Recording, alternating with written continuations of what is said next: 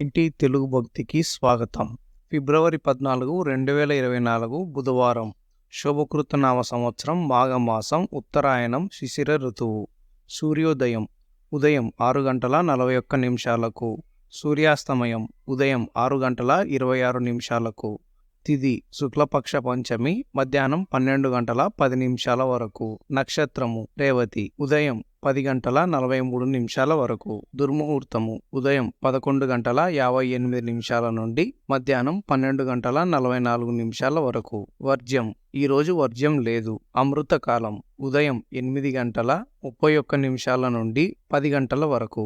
రాహుకాలం మధ్యాహ్నం 12:30 నుండి మధ్యాహ్నం 1:57 వరకు.